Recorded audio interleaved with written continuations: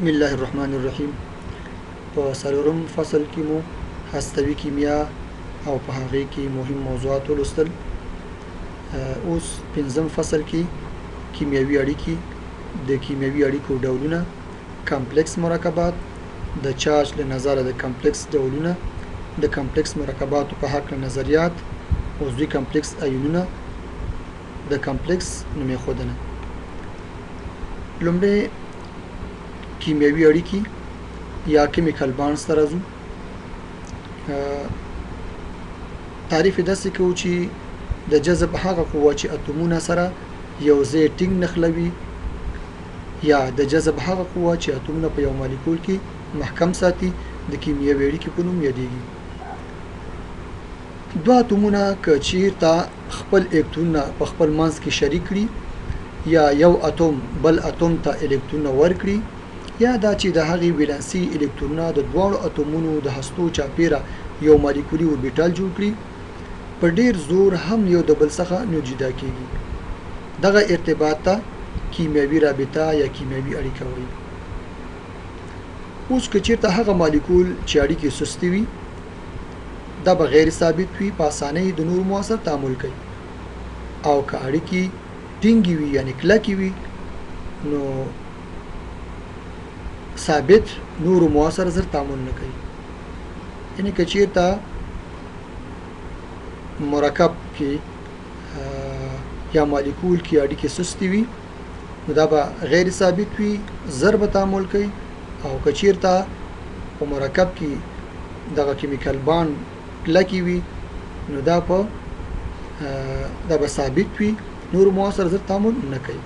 او نه به خرابېږي. د یو مرکب د جوړېدو په وخت کې چې څومره انرژي آزاد شي، هماغومره دا مرکب به ثابت وي، ځکه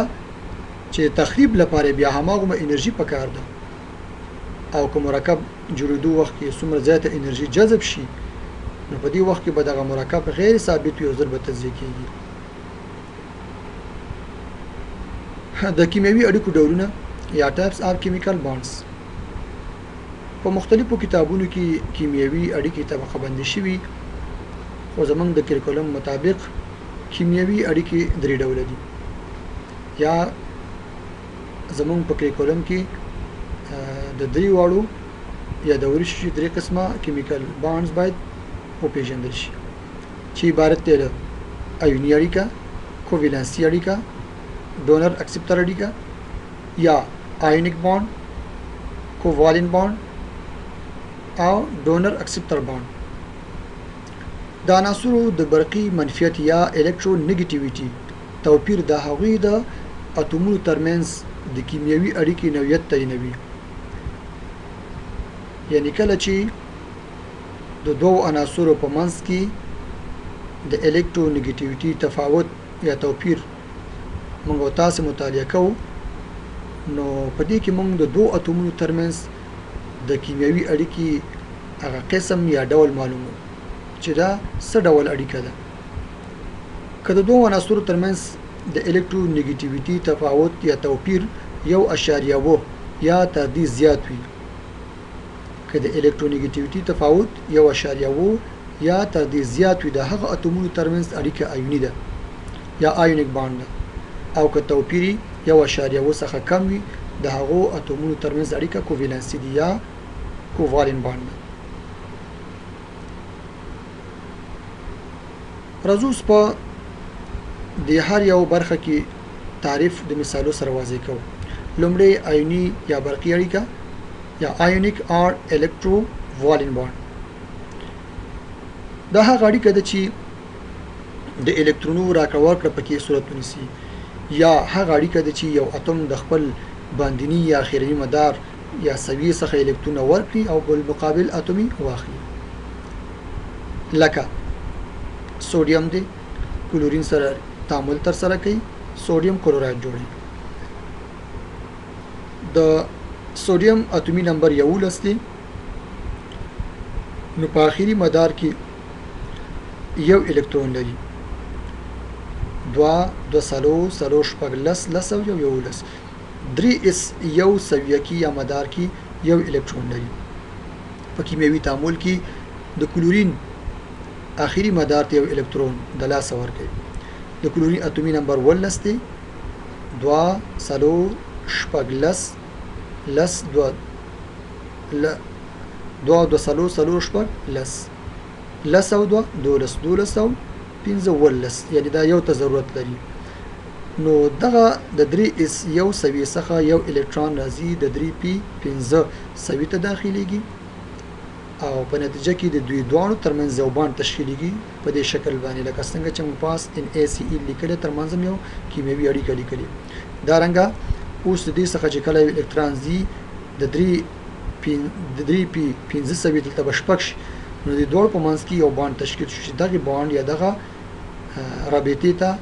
آیونیک باند یا الکترووالین باند وایي برقي یا آیوني رابطه ورته ویل کېږي دا یو مالیکول شو چې په دغه مالیکول کې د سودیم او د کلورین په منځ کې یو رابطه یا یو اړیکه جوړه شوې ده یا یو باند تشکیل شوی چې دغه باند یا اړیکه یا رابطه ته آیونیک باند او یا الکترووالین باند برقي یا آیوني رابطه وي آیوني ځکه ورته وي چې کله په اوبو کې واچول شي په آیونونو تجزیه کیږي برقي ځکه ورته وي چې د برقي چارجونو له امله رامنځته کیږي یعنی په لومړي حالت کې سودیم 0 کلورین 0 وي دا هم په چارج بدلیږي مثبت باندې دا په منفي باندې نو مثبت د منفي سره سودیم کلورایډ جوړوي او خنثی کیږي په دې خاطر ورته برقي رابطه وي آیوني اړیکه لرونکي مرکبات کوم مرکبات چې آیوني اړیکه لري لاندې خصوصیات لري اول اکثرا جامد او کرستلي جوړښت لري لکه سودیم کلورایډ کوم تاسو وګورو جامد کرستلي جوړښت لري او خاص منظم هندسي شکل لري او دا سينو د انهیلایت ورتیاي په پولر محلولاتو کې زیاتره لکه اوبو کچې تمونګه سودیم کلورایډ په اوبو کې واچو اوبو پولر باند لري نو په پولر باند کې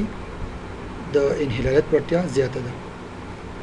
دا مرکبات چې کله په اوبو کې حل شي په مربوطه آیونونو باندې تفکیک کیږي په مثبت او منفي لکه سودیم کلورایډ کو په اوبو کې واچول شي په مثبت او منفي آیونونو تجزیه کیږي چې د ذوب او محلول په صورت کې برقه هدایت ورکوي مخکې موږ تاسو د الکترووالین د الکترولایت او نن الکترولایت په برخه کې دا مثال واضح کړو چې کچیرته سودیم کلورایډ په اوبو کې واچول شي د برېښنا جریان ته هدایت ورکوي نو که ذوب یا ویلی شي بیا هم د برېښنا جریان ته هدایت ورکوي او کچیرته په اوبو کې واچول شي محلول جوړ کې بیا هم د برېښنا جریان ته هدایت ورکوي پنځم د آیوني مرکبات ترمنځ د تعامل سرعت زیات وي کله چې کوم مرکبات آیونیک باند ولري او دوی تعاملات تر سره کوي تعاملات په سرعت یا چټکتیا به زیاته وي په غیر عضوي مرکباتو کې لکه تیزابونه القلي او مالګو کې کیمیاوي اړیکې اکثرا آیوني وي یعنی مخکې مونږه د الکترولایت او نن الکترولایت په برخه کې ولوستل چې تیزابونو کې القلي او مالګو کې دوی قوي هدایت ورکوونکي دي ځکه دا غیر عضوي مرکبات دي او د دوی ترمنځ رابطې آیوني دي په دې خاطر باندې دوی د برېښنا جریان ته هدایت ورکوي او بلدا چې جامد کرستلي جوړښتونه لري انهیلایت ورتیا زیاته ده او د ذوب او د اوبو د محلول په صورت کې برېښنا جریان ته هدایت ورکوي او تعاملات اکثرا تیز زیات دي دویم نمبر اړیکه چې مخکې مونږ په تقسیم بندۍ کې ولوسته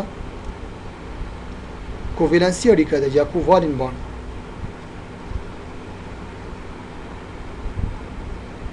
کووالنسي اړیکه مونږ داسې تعریف کوو چې یا کووالین باند یا اشتراکي اړیکه ورته هم ویل کېږي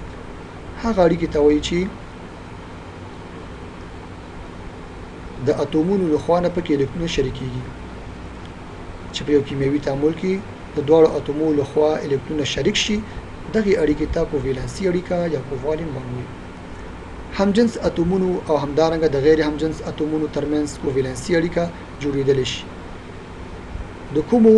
برقي منفیت یا الکترونیګیټیویټي یو د بل څخه لږ توپیر ولري یعنی که چیرته د 1.0 څخه کم وي مخکې موږ کې چیرته 1.0 او یا د 1.0 څخه زیات وي دا آیوني رابطه ده اوس کې چیرته د 1.0 څخه کم وي یعنی لږ توپیر ولري دا به کووالنسي اړیکه وي غیر هم جنس اتومونه لکه سلفر د اکسیجن سره چې کوم اړیکه جوړه کړي دا هتروجینس یا غیر هم جنس اتومونه دي کاربن او سلفر ترمنځ اړیکه او دارنګه په هوموجینس کې یا په هم جنس اتومونو کې لکه د هایدروجن ترمنځ کاربن او کاربن ترمنځ او نور کوولنسي اړیکې نو هغه اړیکه چې پاغي کې اتومونه خپل ولانسي الکترونونه سره شریکوي دا هم یو تعریف شو د تل کې کوولنسي اړیکه د هم جنس اتومونو ترمنځ اړیکه 100% کوولنسي ده او دا اړیکه غیر قطبي وي یعنی که په اوبو کې واچول شي په مثبت او منفي برخو باندې نه ویشل کیږي خو د دوا غیر هم جنس اتومونو ترمنځ کوولنسي اړیکه قطبي وي یا هتروجینس اتومونه که چیرته وي نو پاره کې قطبي وي د غیر قطبي کوولنسي اړیکې مثال هایدروجن دا غیر قطبي ده هم جنس اتومونه دي خپل کې چیرته اوبو کې واچول شي په دوه قطبونو نه ویشل کیږي او د قطبي کوولنسي اړیکې مثال لکه د هایدروجن او دارنګه د کلورین په منځ کې چې کوم یا د هایدروجن کلوراید په منځ کې چې کوم باندې دا په قسمن مثبت او په قسمن منفي برخو باندې ویشل کیږي اگر چې رابطه دواړو کې اشتراکي ده ولی اشتراکي ده ځکه چې دواړه غیر فلزات او د غیر فلزات په منځ کې رابطه اشتراکي وي نو کوولنسي اړیکه ده خو قطبي ده یا پولر باند ده کوبو کې واچول شي په مثبت او منفي برخو باندې ویشل کیږي او د برېښنا جریان ته هدایت ورکوي کوولنسي اړیکه په درې برخو ویشل شوی یو غونی دو غونی او درې غونی ا یو غونی کوولنسي اړیکه یا سنگل کووالنت بانډ یا کوولنت بانډ هم ته ویل کیږي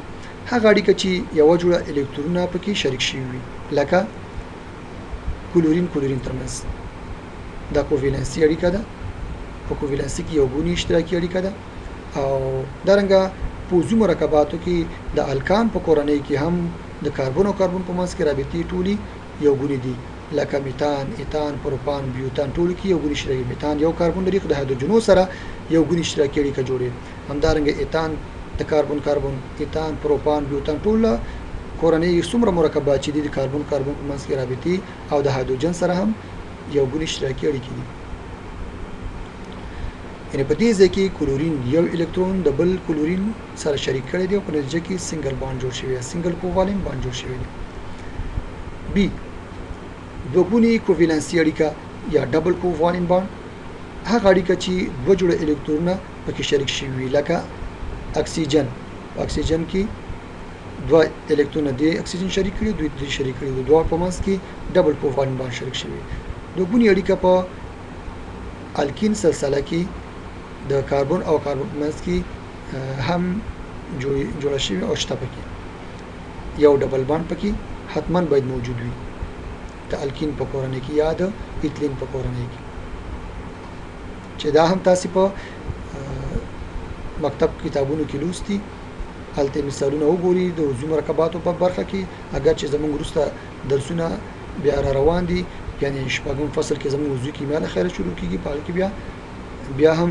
دغه اشتراکي اړیکې موږ نه لرو فقط هلته ګورو چې په الکان کې کومه اړیکه ده په الکین کې کومه اړیکه ده او په الکان کې کومه اړیکه ده دیګونی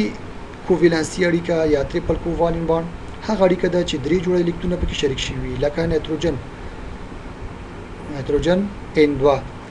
په دې کې یو نایتروجن خپل درې الکترونونه د بل نایتروجن سره شریک کړي او په نتیجه کې ټریپل کوولنت بانډ یا درېګونی اشتراکي اړیکه جوړه کړي چې دا اړیکه په عضوي مرکباتو کې د الکاین یا د اسیتلین په کورنۍ کې شته دریم نمبر اړیکه چې د ډونر اکسپټر بانډ یا د ډونر اکسپټر اړیکې په نوم باندې یادېږي تعریف یې داسې کوو چې یو اتوم یو جوړه ناپیلي الکترونونه چې په کیمیاوي اړیکه کې شراکت نه دی کړی د دوهم اتوم خاري اوربیټال کې د شراکت په ډول دی دا ډول اړیکه د ډونر اکسپټر اړیکې په نوم یادېږي چې په وکټور یا غشي علامه سره ښودل کیږي لومړی اتوم چې د شراکت لپاره الکترونونه ورکوي د ډونر او دوهم اتوم چې الکترونونه جوړه خپل اوربیټال ته رانیسي د اکسپټر په نوم باندې یادېږي مثالي هایدرونیم ایون کې امونیم ایون کې دارنګه ترای فلوربو امونیا کې په دې ټولو کې د ډونر اکسپټر باند تشکیل شوی. خو مونږه د مثال د اسانتیا په خاطر یو ایون راخلو، فرضاً هایدرونیم ایون چې تاسو پیژنئ. کله چې د اوبو سره هایدروجن یوځای شي، کوم ایون چې لاس راځي هایدرونیم ایون په نوم یادېږي. په دې ځای کې دغه هایدروجن د پروتون په شکل کې راځي، د اکسیجن خالی اوربیټل ته داخليږي او په نتیجه کې یو باند تشکیلوي چې دغه باند ته د ډونر اکسپټر باند ویل کېږي. هایدرونیم ایون کې د هایدروجن د اکسیجن آزاد اوربیټل لري، خالی اوربیټل لري. د آزاد جوړه الکترون څخه د اکسیجن یو جوړه الکترون د هایدروجن خالی اوربیټل ته داخليږي. یا په دې ځای کې نایتروجن آزاد جوړه الکترون لري، د برون خالی اوربیټل ته داخليږي او په نتیجه کې د نایتروجن او د برون ترمنځ یو رابطه جوړیږي چې دغه رابطه ته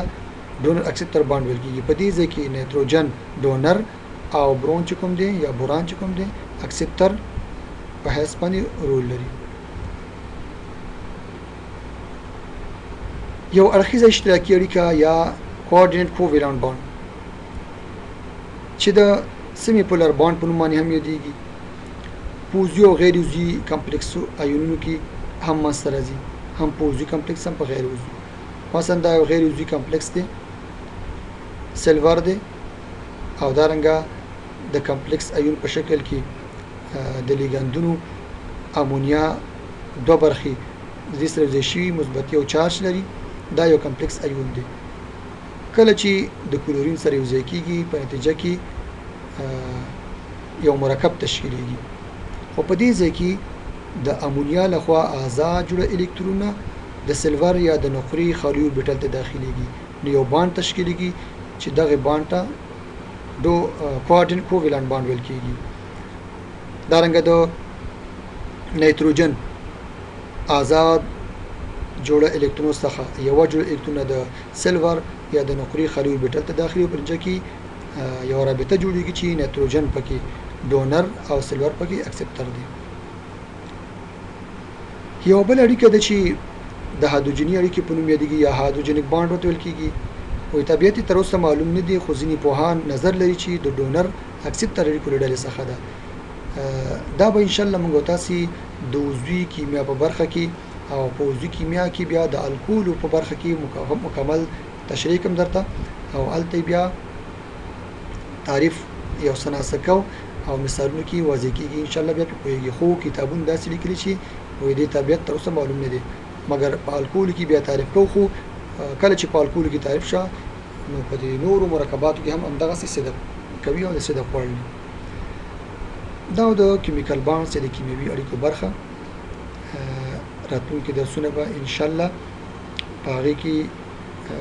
چې کوم د غیر عضوي کیمیا برخه ده کمپلیکس مرکبات دي، په کمپلیکس مرکباتو به خبرې کوو.